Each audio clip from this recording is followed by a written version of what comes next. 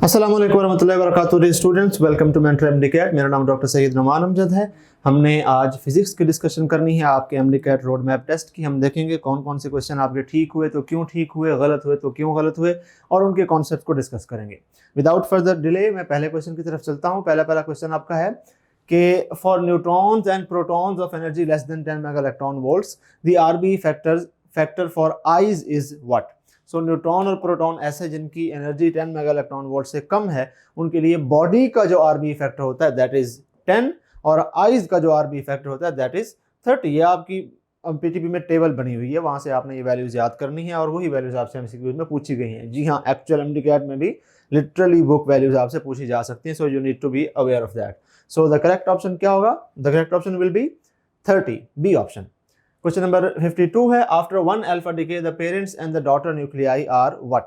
अब अगर आप एफएससी के स्टूडेंट्स हैं और फर्स्ट ईयर हैं तो शायद आप आइसोटॉप्स की जो टर्म है इससे तो आगाह होंगे, बाकी टर्मिनोलॉजी शायद आपके लिए नहीं हो। आइसोटॉप्स आपको पता है ऐसे स्पीशीज होते हैं जिनका एटॉमिक नंबर सेम होता है लेकिन मास नंबर डिफरेंट होता है। बाकियों को हल्का हल्का देखते चलते हैं। आइसोबार्स इसके ऑपोजिट उलट स्पीशीज होते हैं जिनका एटॉमिक मास तो सेम होता है लेकिन इनके नंबर ऑफ प्रोटॉन्स डिफरेंट होते हैं। आइसोटॉन्स ऐसे होते हैं जिनमें नंबर ऑफ न्यूट्रॉन्स सेम होते हैं, बाकी चीज़ें डिफरेंट हो सकती हैं। आइसोडायोफर्स ऐसे स्पीशीज होते हैं कि जिनके अंदर न्यूट्रॉन एक्सेस यानी कि number of neutrons minus number of protons, ये जो वैल्यू आएगी ये इनकी सेम होती है। सो हमारा क्वेश्चन क्या है? वापस क्वेश्चन की तरफ चलते हैं। After one alpha decay the parents and the daughter nuclei are what. हम इमेजिन करते हैं कि कोई न्यूक्लियस है एक्स जिसमें नंबर ऑफ प्रोटॉन्स हैं 10 और नंबर ऑफ न्यूक्लियॉन्स हैं 40, तो इसमें नंबर ऑफ न्यूट्रॉन्स कितने हो गए? 30। आफ्टर वन अल्फा डिके एक अल्फा पार्टिकल निकल गया और ये कन्वर्ट हो गया into a daughter nucleus Y कि जिसके अंदर नंबर ऑफ प्रोटॉन्स कितने होंगे? 2 प्रोटॉन्स अल्फा पार्टिकल में चले गए तो बाकी 8 प्रोटॉन्स इसमें बचेंगे। नंबर ऑफ न्यूक्लियॉन्स कितने बचेंगे? 40। इसमें नंबर ऑफ न्यूक्लियॉन्स थे, 4 न्यूक्लियॉन्स अल्फा पार्टिकल में चले जाएंगे तो बाकी 36 बचेंगे नंबर ऑफ न्यूक्लियॉन्स, और नंबर ऑफ न्यूट्रॉन्स 2 कम हो जाएंगे तो 28। अब इन दोनों का न्यूट्रॉन एक्सेस अगर आप फाइंड करें तो इसके लिए भी n-z की वैल्यू क्या है? 30 माइनस 10 करेंगे तो क्या आएगा? 20 आएगा। यानी कि इसमें नंबर ऑफ न्यूट्रॉन्स और नंबर ऑफ प्रोटॉन्स का जो डिफरेंस है वो 20 है। न्यूट्रॉन एक्सेस 20 है। इसका न्यूट्रॉन एक्सेस अगर कैलकुलेट करें तो 28 माइनस 8 करेंगे, वो भी आपके पास 20 आंसर आएगा। सो इन दोनों केसेस में ये जो दोनों पेरेंट और डॉटर न्यूक्लियाई हैं इनका न्यूट्रॉन एक्सेस सेम है। So they can be called as isodiaphers. ये सारे कॉन्सेप्ट आप एमडीकैट के लेवल पर जरूर आप पढ़ते हैं और इसमें से एमसीक्यूज भी आपसे पूछे जा सकते हैं। नेक्स्ट क्वेश्चन है question number 53। When AC passes through a resistor the frequency of oscillation of power is what. तो आपको पता होना चाहिए कि जब एसी रेजिस्टर से गुजरता है तो instantaneous voltage is equal to peak voltage multiplied by sine omega t. यानी कि अगर आप एक ग्राफ बनाएंगे तो आपके पास एक साइनोसॉइडल कर्व आएगा इस किस्म का, ठीक है। Current, instantaneous current is also equal to peak current multiplied by sine omega t. यानी कि अगर आप करंट का भी ग्राफ बनाएंगे तो वो भी इसी तरह से सेम टाइम पीरियड का साइकिल होगा, उसी टाइम में इसका भी एक साइकिल कंप्लीट हुआ है and it will be like this a sine curve, ठीक है। पावर की जब बात आती है तो power is basically instantaneous power is equal to peak power multiplied by sine square of omega t, ठीक है। ये थोड़ा सा डिफरेंट है इस केस में। अब साइन स्क्वायर का जो फंक्शन होता है इसका ग्राफ कुछ इस किस्म का बनता है। एक तो ये ग्राफ हमेशा पॉजिटिव ही रहेगा, जिस तरह ये दोनों ग्राफ्स पॉजिटिव में जा रहे हैं नेगेटिव में जा रहे हैं, ये एक टिपिकल साइन कर्व ऐसा ही होता है। जो साइन स्क्वायर का कर्व होता है ये ऐसा नहीं होता, ये हमेशा पॉजिटिव ही रहता है। तो ग्राफ कुछ इस किस्म का बनेगा। यहां पर इसकी लोअर पीक होगी, यहां पर इसकी अपर पीक होगी लाइक दिस, और यहां पर दोबारा से इसकी लोअर पीक बनेगी लाइक दिस, यहां पर दोबारा इसकी अपर पीक बनेगी और यहां पर दोबारा से इसकी लोअर पीक बनेगी। तो इस किस्म का कर्व ये आगे इस तरह से कंटिन्यू होता जाएगा। तो आप देख सकते हैं कि जितने टाइम में इस वाइट कर्व का यानी कि पावर वाले कर्व का पूरा एक साइकिल कंप्लीट होता है, उतने टाइम में करंट और वोल्टेज का सिर्फ हाफ साइकिल कंप्लीट हुआ है। करंट और वोल्टेज का जितने टाइम में पूरा एक साइकिल कंप्लीट होता है यहां से यहां तक, उतने टाइम में पावर के 2 साइकिल्स कंप्लीट हो चुके हैं। So the frequency with which the power oscillates, जब एसी रजिस्टर के थ्रू गुजरता है तो रजिस्टर जो पावर कंज्यूम कर रहा है वो भी वेरी करती है, कॉन्स्टेंटली मुसलसल 100 वाट पर नहीं चलता, कभी 100 वाट, कभी 100 वाट, कभी 100 से नीचे 0 वाट पे आ जाएगा, फिर वापस 50, 60, 70, 80, इस तरह से ऑसिलेट करती है पावर भी, जैसे जैसे वोल्टेज और करंट ऑसिलेट करते हैं। सो जिस फ्रीक्वेंसी से वो पावर ऑसिलेट करती है that is 2 times the frequency जिस फ्रीक्वेंसी से करंट और वोल्टेज जो है वो ऑसिलेट करते हैं। एंड टाइम पीरियड की बात करें तो पावर की ऑसिलेशन का टाइम पीरियड आधा है as compare to the time period of oscillation of voltage और current when AC is pass through a resistor. So answer इसका क्या होगा? The frequency of oscillation of power is twice the frequency of oscillation of current. C will be the correct option. Question number 54 है, capacitor behaves as an open circuit for what? Capacitor को अगर हम AC source से connect कर दें तो AC source क्या करता है? कैपेसिटर की इस प्लेट को पॉजिटिवली चार्ज कर देगा, इस प्लेट को नेगेटिवली चार्ज, अगर उसकी ये वाली पोलैरिटी है, पॉजिटिव ऊपर है नेगेटिव नीचे है, तो अगले हाफ साइकिल में ये वाला एंड नेगेटिव हो जाएगा, ये वाला एंड पॉजिटिव, और अकॉर्डिंगली प्लेट्स भी ये वाली नेगेटिव हो जाएंगी, ये वाली पॉजिटिव। तो ऑल्टरनेटिवली चार्ज डिस्चार्ज होता रहता है, तो करंट इस सर्किट में फ्लो करता रहता है। तो AC can flow through a capacitor. हालांकि कैपेसिटर की दो प्लेट्स का आपस में कोई लिंक नहीं होता, तो सर्किट पूरा क्लोज सर्किट नहीं है, but still AC can pass through capacitor. लेकिन अगर आप इसी कैपेसिटर को एक बैटरी से जोड़ देंगे जिसकी पोलैरिटी फिक्स्ड है, वो बार बार पॉजिटिव नेगेटिव अपने पोल्स चेंज नहीं कर रही, तो पॉजिटिव चार्ज यहाँ पर आएगा, यहाँ पे ब्लॉक हो जाएगा, आगे रास्ता ही नहीं है उसके लिए, क्योंकि एक कंटिन्यूअस फ्लो होता है डीसी में। सो डीसी में वो कंटिन्यूअस फ्लो इस्टेब्लिश करने के लिए आपको एक कंप्लीटली क्लोज सर्किट चाहिए, कैपेसिटर वो प्रोवाइड नहीं करता। कैपेसिटर अगर लगा देंगे तो ये अब एक ओपन सर्किट के तौर पे बिहेव करेगा। So capacitor behaves as an open circuit for direct current, but for alternating current it behaves as if it is closed circuit, सुकून से करंट फ्लो करता रहता है। यहाँ पर रेजिस्टर भी लगा देंगे और उस रेजिस्टर के अक्रॉस आप देखेंगे कि क्या वोल्टेज ड्रॉप है, तो वोल्टेज ड्रॉप भी आपको फील होगी, इसका मतलब है करंट फ्लो करता रहता है एसी के केस में। So our capacitor behaves as a closed circuit for AC and as an open circuit for DC. Question number 55 है, what is the phase relation between the given AC curves? आपको दो AC curves दिए गए हैं, एक को हमने 1 से मार्क किया है और एक को हमने मार्क कर दिया है 2 से, और दोनों की आपको वेव फॉर्म्स दे दी गई हैं। अब कौन सी लीड कर रही है कौन सी लैग कर रही है, इसका अंदाजा कैसे लगाएंगे? आप ओरिजिन पर चले जाएं, ओरिजिन पर देखें कि क्या हो रहा है। ओरिजिन पर आप देखें कि वेव 2 फॉर्म 2 है जो कि डार्क ब्लू यहाँ पर बनाई गई है, उसका फेज अभी 0 है, जबकि जो वेव फॉर्म 1 है जो कि हमने थोड़ी सी ग्रीनिश सी बनाई है, उसका फेज इस पॉइंट पर ऑलरेडी 90 डिग्री है, या रेडियन में कहेंगे तो π/2 रेडियंस है। इसका मतलब है कि जिस पॉइंट पर वेव 2 अभी 0 पर है, वेव 1 ऑलरेडी 90 डिग्री का फेज क्रॉस कर चुकी है, ठीक है ना, ऑलरेडी स्टार्टिंग अहेड। तो हम कह सकते हैं कि wave 1 is ahead of wave 2, या जिसको टेक्निकल टर्म्स में हम कहते हैं wave 1 leads wave 2, या ये भी कहा जा सकता है wave 2 lags behind wave 1। अब इन सारी टर्मिनोलॉजीज में से जो भी आपको ऑप्शन में मिले आप उसको सेलेक्ट कर सकते हैं। A option seems the most appropriate, wave 1 leads wave 2, A option will be the correct option. Question number 56 है, if we increase the distance between the plates of a parallel plate capacitor to n times the original distance while keeping the battery connected, previously the energy stored by it was what? ठीक है कि आपके पास एक capacitor है, आपने उसको एक battery से कनेक्ट कर दिया है और उसको चार्ज कर दिया है, और फिर आपने क्या किया है कि कैपेसिटर की प्लेट्स के बीच का डिस्टेंस इंक्रीज कर दिया है। बैटरी साथ कनेक्ट रखी है बट आपने डिस्टेंस उसकी प्लेट्स का इंक्रीज कर दिया है। तो याद रखें, इसका एक अच्छी खासी लंबी टेबल नॉर्मली मैं पढ़ाता हूँ कि इसमें चार्ज कैसे चेंज होता है। जब आप ये करेंगे तो प्लेट्स में दरमियान डिस्टेंस बढ़ाएंगे तो potential difference between the plates बढ़ेगी कि कम होगी, electric field between the plates बढ़ेगी कि कम होगी, और energy stored by the capacitor बढ़ेगी कि कम होगी। और ये सारी चीज़ें बाकायदा डेरिवेशन के साथ अच्छे खासे डिटेल के साथ आपको इंडिकेट लेवल पर पढ़ाई जाती हैं। आपने इसको अब याद किस तरह से करना है कि अगर बैटरी कनेक्टेड हो तो अगर आप कैपेसिटर की प्लेट्स को पकड़ के सेपरेट करते हैं तो आपने कैपेसिटर की प्लेट्स को मूव करने में जो वर्क किया है वो वर्क उन चार्जेस को वापस बैक फ्लो करवा देता है इनटू द बैटरी, और कैपेसिटर के ऊपर एनर्जी कम स्टोर होना शुरू हो जाती है, यानी कि the work you put in you are basically returning the energy to the battery. अगर बैटरी डिसकनेक्टेड हो, आइसोलेटेड कैपेसिटर है, उसके ऊपर चार्ज है, उसके अंदर अगर आप इंक्रीज करेंगे डिस्टेंस, तो आप जो वर्क कर रहे हैं डिस्टेंस को बढ़ाने में, आपका वर्क एनर्जी की फॉर्म में उसी कैपेसिटर में स्टोर हो जाता है। So if the battery is disconnected and you increase the distance between the plates of the parallel plate capacitor, तो energy store will be increased. But if the battery is connected, जैसा कि हमारे इस case में है, अब यहाँ पर अगर आप डिस्टेंस को इंक्रीज करेंगे by pushing apart the plates, तो energy stored by the capacitor will decrease. अच्छी खासी इक्वेशन से भी डेरिवेशन है, बट हमारे पास अभी उसका टाइम नहीं है कि उसको डिस्कस करें। These are the two cases. हमारा केस बैटरी कनेक्टेड का है, सो एनर्जी स्टोर्ड डिक्रीज हो जाएगी। कितनी डिक्रीज होगी? जितना आपने डिस्टेंस बढ़ाया है। अगर आपने डिस्टेंस डबल कर दिया है तो एनर्जी हाफ हो जाएगी, डिस्टेंस ट्रिपल कर दिया एनर्जी 1/3 हो जाएगी। यहाँ पर हमने डिस्टेंस को n टाइम्स बढ़ाया है, तो energy stored by the capacitor will be 1/n times. ठीक है, 1/n टाइम्स हो जाएगी। It will be decrease to 1/n times the original value. Question number 57 के ऊपर चलते हैं। The RMS value of AC is what?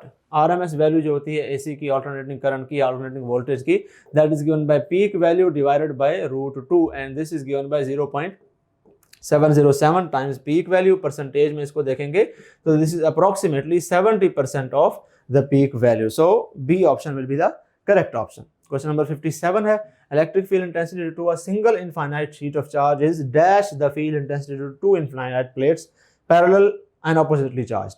अगर आपके पास एक इनफाइनाइट शीट ऑफ चार्ज है और इसके आगे आपने इस पॉइंट पर इलेक्ट्रिक फील्ड फाइंड करनी है, तो that will be given by sigma over epsilon not.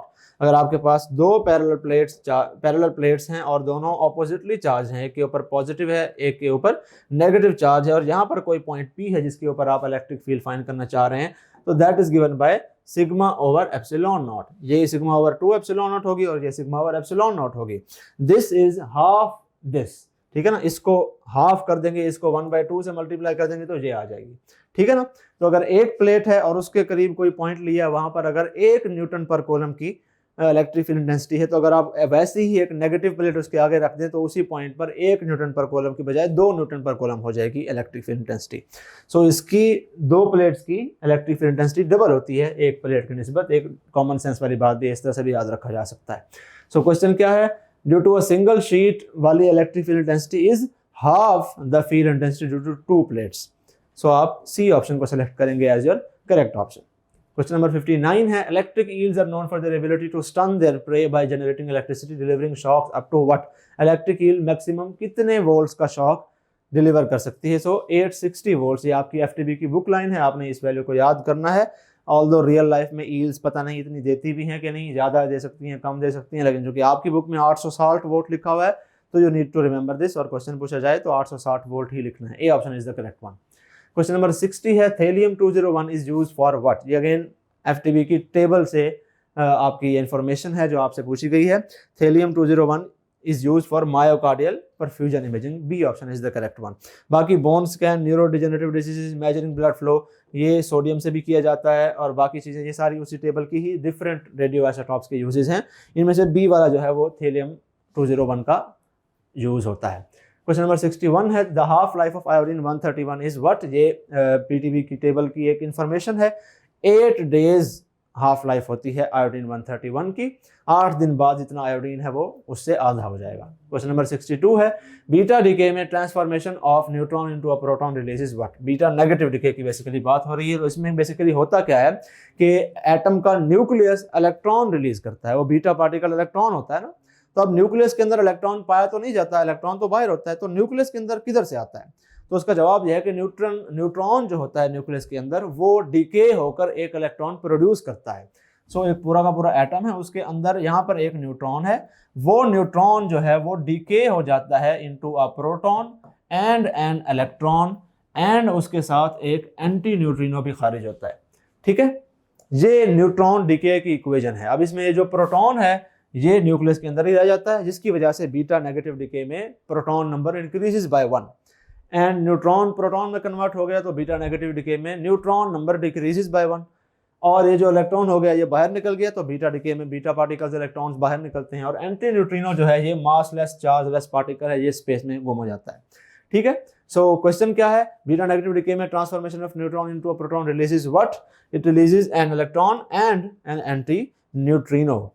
So A option will be the correct option in this case. Question number 63 पर आ जाएं। Higher capacitance provides a dash smoothing and a lower load resistance dash the ability of capacitor to smooth the output. Filter circuit का basically ये question है, FTB की ये book line है जो आपको दी गई है। नेशनल एमडी का जब होगा तो आपको बुक लाइंस हर बुक की पढ़नी पड़ेंगी, अदरवाइज कॉन्सेप्ट तमाम बुक में तकरीबन सेम ही है। सो फिल्टरिंग सर्किट में होता क्या है कि आपके पास यहाँ पर एक रेक्टिफायर सर्किट था, आपने हाफ वेव था या फुल वेव था, आपने उसका आउटपुट पकड़कर एक ऐसे सर्किट को दे दिया कि जिसमें कैपेसिटर है और एक लोड रेजिस्टर है, ये एक आरसी सर्किट है, ठीक है ना। और यहाँ से आपने लोड रेजिस्टर को दिया और इस लोड रेजिस्टर के अक्रॉस अगर आप वोल्ट मीटर लगाएंगे तो आपको इस फिल्टर की स्मूदन्ड वेव फॉर्म मिलेगी। हाफ वेव रेक्टिफायर को हमने एक एसी इनपुट दिया था, इस किस्म का, जो पॉजिटिव जाता था नेगेटिव जाता था। रेक्टिफायर ने उसको रेक्टिफाई करके इस तरह से कर दिया, ये फुल वेव रेक्टिफायर का है, सपोज फुल वेव रेक्टिफायर है। और जब ये फिल्टर सर्किट में जाएगा तो इस तरफ से जब हमें फर्दर आउटपुट मिलेगा तो वो थोड़ा सा स्मूथ होगा इस तरह से, उसमें भी स्टिल रिपल्स होंगी बट इसकी निस्बत कम रिपल्स होंगी। अब ये फिल्टर सर्किट कितना अच्छा काम करेगा और कितना अच्छा नहीं करेगा ये डिपेंड करता है कि इस फिल्टर सर्किट का टाइम कांस्टेंट क्या है, which is equal to RC। तो इस फिल्टर सर्किट में अगर R की वैल्यू बहुत ज़्यादा हुई, ये जो लोड रेजिस्टर है, और कैपेसिटर की वैल्यू ज़्यादा हुई, अच्छा कैपेसिटर लगा हुआ है, ये जो कैपेसिटर लगा हुआ है, तो दोनों केसेस में टाइम कांस्टेंट जो है वो बढ़ जाएगा। और अगर फिल्टर सर्किट का, RC सर्किट का टाइम कांस्टेंट ज़्यादा हो तो वो बहुत देर से डिस्चार्ज होता है। बाकायदा डिटेल हम फिल्टर सर्किट की ड्यूरिंग आवर लेक्चर्स हम पढ़ाते हैं कि इसके देर से डिस्चार्ज होने से ऐसा क्या होता है कि रेक्टिफाइड डीसी स्मूथ हो जाता है, वो काफ़ी डिटेल है उसकी, बट आपको अभी तक फॉर दिस डिस्कशन हम यहीं तक बात रखेंगे कि अगर ये कैपेसिटर RC सर्किट देर से डिस्चार्ज हो, स्लोली डिस्चार्ज हो, इसका टाइम कांस्टेंट ज़्यादा हो अगर, तो it becomes easier for us to smooth out the ripples in the rectified DC, आसानी से स्मूथ आउट कर सकते हैं उसको, ठीक है। अगर RC में से R भी कम है या C भी कम है तो टाइम कांस्टेंट कम हो जाएगा, ये कैपेसिटर RC सर्किट वाला ये जल्दी डिस्चार्ज होगा तो ये रिपल्स उतनी अच्छे तरीके से स्मूथ नहीं हो पाएंगी, ठीक है। So a higher capacitance provides a better smoothing and a lower load resistor reduces the ability of capacitor to smooth the output, ठीक है। So A option will be the correct option. वैसे overall ये concept अगर आपको नहीं भी आता तो आप रट्टा भी मार सकते हैं क्योंकि ये लाइन एफटीबी की है, बट बेहतर यही है, मैं तो अपने स्टूडेंट्स को यही कहता हूँ कि रट्टा मारने की वजह तो नहीं है, आपको एक्चुअल कॉन्सेप्ट आना चाहिए कि भाई हो क्या रहा है। तो this is the concept, this is the answer, this is the line, A option will be the correct option. 64 है, mean power for a resistive load is dash the maximum power for a sinusoidal current. Again ये आपकी एफटीबी की book line है, but इसका जो concept है maximum power, किसी भी अगर आपने रेजिस्टर को एसी दिया हुआ है, एसी थ्रू अ रेजिस्टर का ये बेसिकली क्वेश्चन है, तो उसकी जो पावर होगी maximum power that will be equal to, आपने मैक्सिमम वाला करंट लेना है मल्टीप्लाइड बाय रेजिस्टेंस के रेजिस्टेंस ले लेंगे, ठीक है ना। पीक करंट को मल्टीप्लाई कर देंगे R से तो आपके पास पीक वाली पावर आएगी, ठीक है ना। जैसा कि हमने पीछे डायग्राम भी बनाई थी कि इस किस्म का ये पावर बार बार ऑसिलेट करती रहती है जब AC को रेजिस्टर से गुजारते हैं। तो यहाँ पर वाई एक्सिस पर इंस्टेंटेनियस पावर है और यहाँ पर टाइम है, तो कभी पावर बढ़ती है, कभी कम होती है, कभी बढ़ती है, कभी कम होती है। तो अगर आपने पीक पावर फाइंड करनी है तो पीक करंट का स्क्वायर मल्टीप्लाइड बाय R, ठीक है। लेकिन अगर आपने एवरेज पावर लेनी है तो ये मिनिमम पावर है, ये मैक्सिमम पावर है, एवरेज इनके एग्जैक्ट बीच में होती है, ठीक है ना, half of the maximum power होती है। So average power will be equal to 1/2 times I naught का स्क्वायर R। ये आई नॉट का स्क्वायर R क्या है, मैक्सिमम पावर है, उसका हाफ, तो आपके पास एवरेज पावर आ जाएगी, ठीक है। ये आपकी पीटीपी की ही इक्वेशंस भी वहीं की हैं। ये ग्राफ आप समझ लें कि ये ग्राफ इंशाल्लाह अगर आपने ज्वाइन किया मेंटर को तो ये ग्राफ हम अपने लेक्चर में भी ज़रूर, मैं कोशिश करता हूँ कि बच्चों को बना के दिखाया जाए। और इसी से अभी एक पीछे भी आपने क्वेश्चन सॉल्व किया कि frequency of power oscillation is twice the frequency of current and voltage. Anyways for this question the answer is C। Next question है 65, at higher AC frequencies the reactance of a capacitor dash, reactance of a capacitor is given by XC is equal to 1 over omega C, which is in turn equal to 1 over 2 pi FC. So we can conclude that the capacitance of the reactance of a capacitance is inversely proportional to the frequency of the AC. तो अगर AC की frequency आप बढ़ा देंगे तो उस capacitor की reactance कम हो जाती है, वो उस AC को उतना अपोज नहीं करता, जाने देता है। High frequency AC can easily pass through a capacitor while a low frequency AC can not easily pass through a capacitor. So इसका आंसर क्या आएगा, हायर AC फ्रीक्वेंसीज पर reactance of a capacitor decreases। B option will be the correct option।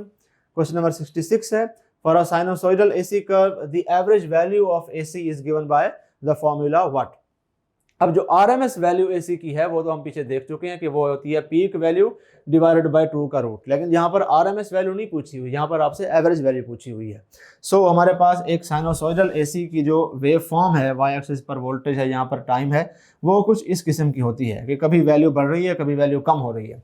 सो अगर आपको इसका average find करना है, जैसा कि हमने अभी पीछे भी कहा कि एक पीक ये है, एक पीक ये है, एवरेज वैल्यू उसके तकरीबन बीच में होती है, ठीक है ना। ये परफेक्ट साइनोसॉइडल है तो बिल्कुल एग्जैक्ट बीच में होगी, तो एवरेज वैल्यू AC की 0 ही होती है। लेकिन फाइंड कैसे करते हैं कि हम ये वाला एरिया निकालते हैं, उसको लिख लेते हैं, फिर ये वाला एरिया निकालते हैं, उसको लिख लेते हैं, दोनों एरियाज को ऐड करते हैं। बाय कन्वेंशन एक्स एक्सिस के ऊपर वाला एरिया पॉजिटिव एरिया कहलाता है और एक्स एक्सिस के नीचे वाला एरिया नेगेटिव एरिया कहलाता है। सो अगर आप ये वाला एरिया लेंगे, सपोज वो A आया, तो ये वाला एरिया भी A ही आएगा, बट वो नेगेटिव A हम उसको लिखेंगे। सो हम टोटल एरिया जब फाइंड करेंगे तो हम A plus negative of A करेंगे और डिवाइडेड बाय टोटल टाइम, यानी कि यहाँ से लेकर यहाँ तक का जो टोटल टाइम है साइकिल का वो डिवाइड करेंगे। एनीवेज न्यूमरेटर में 0 आ जाएगा तो डिवाइडेड बाय टोटल टाइम चाहे कुछ भी हो आपके पास आंसर 0 ही आना है। So average value of AC becomes 0। लेकिन फाइंड कैसे करते हैं? इस तरह से, total area under the curve both above and below the axis, but when they add up they become 0 divided by total time. So total area under the curve divided by total time. ये भी आपकी FTB की ही एक वहाँ से ही लिया गया है ये question. So C option will be the correct option in this case. Question number 67 है, which of the following nuclear radiation does not cause any change in the nuclear makeup of the element releasing it? कौन सी ऐसी nuclear radiation है? तो इसका मतलब है nuclear radiation पूछा हुआ है तो आपने अल्फा बीटा गामा को ही कंसीडर करना है। एक्स रेज यहाँ पर ऑप्शन एलिमिनेट हो गया क्योंकि X rays are not nuclear radiation. X rays कैसे प्रोड्यूस होती हैं? आप हैवी मेटल टारगेट के ऊपर इलेक्ट्रॉन फेंकते हैं एक्सेलरेट करके और इलेक्ट्रॉन इनर शेल से इलेक्ट्रॉन को नॉकआउट कर देता है, तो इनर शेल ट्रांजिशंस होती हैं, उसके नतीजे में इलेक्ट्रॉन्स की जंपिंग से निकलती हैं। So X rays are not nuclear in origin, X rays are electronic in origin. So ये तो ऑप्शन वैसे ही एलिमिनेट हो गया। अब बाकी कौन सी 3 बची? Alpha beta gamma. अल्फा वाली रेडिएशन में Z decreases by 2, A decreases by 4. Beta radiation में Z increases by 1, A remains the same. Gamma वाली रेडिएशन में Z and A both remain the same. So nucleus जैसा है वैसा ही रहता है, पेरेंट और डॉटर न्यूक्लियस सेम ही होते हैं, बस एक्साइटमेंट उनकी कम हो जाती है। पेरेंट वाला एक्साइटेड होता है, डॉटर वाला डी एक्साइटेशन के बाद हमें मिलता है, गामा रेडिएशन रिलीज करता है। सो न्यूक्लियर मेकअप चेंज नहीं होता गामा एमिशन में। क्वेश्चन नंबर 68 है हमारा, in half time constant a capacitor discharges up to what. अब इसका एक तरीका तो ये है कि आप बाकायदा डिस्चार्जिंग ऑफ कैपेसिटर की जो इक्वेशन है, एक्सपोनेंशियल इक्वेशन, उसको यूज करें, बट वो काफी लंबा हो जाएगा। बट ड्यूरिंग लेक्चर्स में आपको नॉर्मली बताता रहता हूँ अपने स्टूडेंट्स को कि आप एटलीस्ट 5 टाइम कांस्टेंट्स तक की वैल्यू आपको याद होनी चाहिए कि कैपेसिटर 5 टाइम कांस्टेंट तक, 1, 2, 3, 4 और 5, हर टाइम कांस्टेंट तक कितना कितना परसेंट चार्ज होता है और डिस्चार्ज कितना होता है। तो इसके लिए ये जो ग्राफ आपके सामने डिस्प्ले किया गया है ये सब कुछ समराइज करता है। y एक्सिस पर आपके सामने चार्ज है और x एक्सिस पर क्या है? Time. But this is not time in seconds, this is time in time constants लिखा हुआ है यहाँ पर, time in time constants. y axis पर हर 2 ब्लॉक के बाद एक टाइम कांस्टेंट 1 RC कंप्लीट हो जाता है, फिर 2 ब्लॉक के बाद 2 टाइम कांस्टेंट हो जाएंगे, यहाँ पर फिर 3 टाइम कांस्टेंट्स हो जाएंगे, and then 4 time constants and then 5 time constants, जहां पर कैपेसिटर 99% तक चार्ज हो जाता है और अगर डिस्चार्ज हो रहा है तो 1% तक डिस्चार्ज हो जाएगा। ठीक है, तो 2 टाइम कांस्टेंट्स की जो वैल्यू है वो आपको पता है कि एक टाइम कांस्टेंट की वैल्यू, एक टाइम कांस्टेंट में कैपेसिटर डिस्चार्ज होकर 37 तक पहुंच जाता है और अगर चार्ज हो रहा है तो चार्ज होकर 63 तक पहुंच जाता है। लेकिन हाफ टाइम कांस्टेंट की वैल्यू अक्सर बच्चे याद करना भूल जाते हैं, तो आपको वो भी इस ग्राफ में दिखाई गई है, तो ये याद आप कर लें। अगर कैपेसिटर डिस्चार्ज हो रहा है तो डिस्चार्ज होते होते 61% तक पहुंच जाएगा आधे टाइम कांस्टेंट में, और अगर चार्ज हो रहा है तो चार्ज होते होते 39% तक पहुंच जाएगा आधे टाइम कांस्टेंट में। हमसे क्वेश्चन डिस्चार्जिंग का पूछा गया है तो we will select this one, 61%। C option will be the correct one. ये आपका थोड़ा सा कंसेप्चुअल और क्रिएटिविटी बेस्ड क्वेश्चन मैंने इसमें ऐड किया है। क्वेश्चन क्या है? The given figure shows a system of 3 charges. 3 charges हैं, एक J है, एक H है, एक I। 3 चार्जेस आपको दिए गए हैं और उनकी इलेक्ट्रिक फील्ड लाइंस भी ड्रॉ की गई हैं और आपने ये बताना है इस पैटर्न को देख के कि इसमें से कौन सा चार्ज की मैग्नीट्यूड ज्यादा है, कौन सा चार्ज की मैग्नीट्यूड कम है, ये आपने बताना है। तो आपको आइडिया होना चाहिए कि एक तो बात ये है कि पॉजिटिव चार्ज होगा तो उससे इलेक्ट्रिक फील्ड लाइंस आउटवर्ड्स निकलेंगी और नेगेटिव चार्ज होगा तो इलेक्ट्रिक फील्ड लाइंस इनवर्ड्स जाएंगी। ठीक है, तो इनमें से आई वो चार्ज है जिसमें से इलेक्ट्रिक फील्ड लाइंस बाहर निकल रही हैं, तो आई पॉजिटिव चार्ज है, जे और एच दोनों नेगेटिव चार्जेस हैं। ठीक है, अब मैग्नीट्यूड का अंदाजा कैसे लगाएंगे? हमने ये पढ़ा है कि number of electric field lines एक पर्टिकुलर स्पेस में अगर ज्यादा है, बहुत डेंस हैं, तो इसका मतलब है बहुत हाई मैग्नीट्यूड की इलेक्ट्रिक फील्ड है। तो अगर कोई चार्ज बहुत ज़्यादा मैग्नीट्यूड का चार्ज है तो उसके इर्द गिर्द इलेक्ट्रिक फील्ड स्ट्रांग होगी और इलेक्ट्रिक फील्ड लाइंस बहुत डेंसली पैक्ड होंगी। जिसके इर्द गिर्द इलेक्ट्रिक फील्ड लाइंस खुली खुली हैं तो वो चार्ज छोटा चार्ज है, कम मैग्नीट्यूड का है। अगर आप गौर से इसको ज़रा मुलाहिजा फरमाएं तो आपको पता लगेगा कि जे वाले चार्ज के इर्द गिर्द इलेक्ट्रिक फील्ड लाइंस बहुत स्पेस्ड आउट हैं, सबसे ज़्यादा स्पेस्ड आउट हैं। सो जे वाला चार्ज जो है वो सबसे छोटा चार्ज है। उसके बाद एच वाला चार्ज ऐसा है कि जिसके इर्द गिर्द इलेक्ट्रिक फील्ड लाइंस जे से ज़्यादा डेंसली पैक्ड हैं लेकिन आई से कम डेंसली पैक्ड हैं। So H is the second lowest magnitude of charge in this case. और सबसे ज़्यादा densely packed electric field lines I वाले केस में, तो सबसे बड़ा चार्ज आई वाला होगा। So J is smaller than H which is smaller than I. So C option will be the correct option in this case. आगे चलते हैं, लास्ट क्वेश्चन है which points in the given figure will have the highest potential for the positive and the negative charge respectively. अब इसका एक rule होता है, एक तो तरीका यह है कि आप इसको बैठकर आइंस्टाइन की तरह दिमाग लड़ाने बैठ जाएं, आपको काफ़ी टाइम लग जाएगा, बट आपको एक रूल याद होना चाहिए कि electric potential always decreases if we follow the electric field lines. Electric field lines को फॉलो करते करते जिस तरफ इलेक्ट्रिक फील्ड लाइन जा रही है आप भी अगर उसी तरफ चल पड़ेंगे तो इलेक्ट्रिक पोटेंशियल कम होता जाएगा। ठीक है, ये रूल है। सो अब ये पॉजिटिव चार्ज है तो इसकी इलेक्ट्रिक फील्ड लाइंस किस तरफ होंगी? From charge outwards.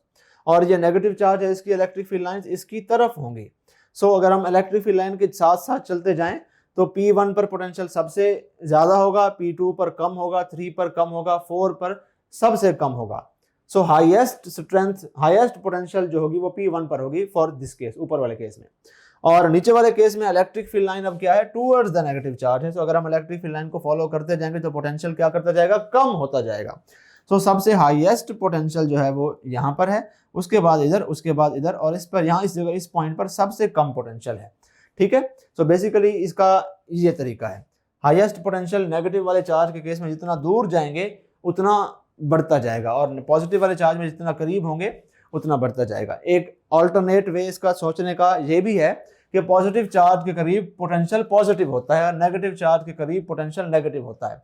सो जितना इसके करीब आते जाएंगे पोटेंशियल मोर नेगेटिव होता जाएगा, यानी कि कम होता जाएगा, और जितना इससे दूर जाते जाएंगे पोटेंशियल लेस पॉजिटिव होता जाएगा, यानी कि कम होता जाएगा। इसका एक तरीका ये भी है। So for the positive charge, P1 has the highest potential. For the negative charge, P4 has the highest potential, and we will select A option as the correct option. So this is all for this physics roadmap test. I hope इसमें से काफ़ी चीज़ें तो आपकी book line थी, काफ़ी थोड़ी सी brainstorming करनी पड़ी होगी और काफ़ी आपकी क्रिएटिविटी को टेस्ट करने के लिए थी। एनीवेज अगर आप कोई क्वेश्चन समझ में नहीं भी आया तो still you earn some knowledge by attempting this test. Allah आपको कामयाब करे, मेरे लिए भी दुआ कीजिएगा, मैं भी आपके लिए दुआ करूँगा। मिलते हैं इसके बाद कभी किसी वीडियो में अगर अल्लाह ने चाहा तो। थैंक यू सो मच, अल्लाह हाफिज़।